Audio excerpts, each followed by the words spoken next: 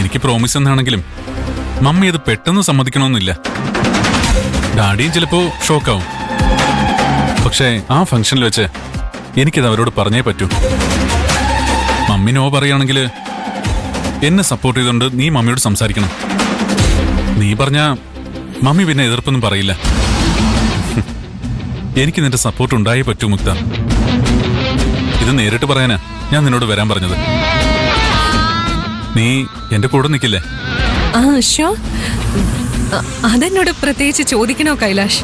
Hey, എന്ത് കാര്യത്തിനും ഞാൻ നിന്റെ കൂടെ ഉണ്ടെന്ന് നിനക്കറിയില്ലേ? എന്റെ എല്ലാ സപ്പോർട്ടും ഹെൽപ്പും ഉണ്ടാവും. നിന്റെ ആഗ്രഹം നടക്കണമെന്ന് നിന്നെക്കാൾ ആഗ്രഹിക്കുന്നത് ഞാനല്ലേ? താങ്ക് യു മുക്ത, താങ്ക് യു സോ മച്ച്. പക്ഷെ കൈലാഷ്, ഞാൻ നിന്നെ ഡിസ്കറേജ് ചെയ്യല്ല. നീ പാർവതിയെ കല്യാണം കഴിക്കാൻ ആഗ്രഹിക്കുന്ന കാര്യം നീ ഇതുവരെ അവളോട് തുറന്നു പറഞ്ഞിട്ടില്ല.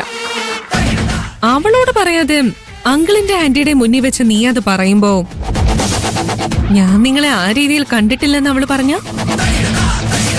ഒന്നുകൂടി ആലോചിച്ചിട്ട് തീരുമാനം എടുത്താൽ മതിയെന്നാ ഞാൻ പറഞ്ഞു വരുന്നത്. പാർവതി ഒരിക്കലും നോ പറയില്ല.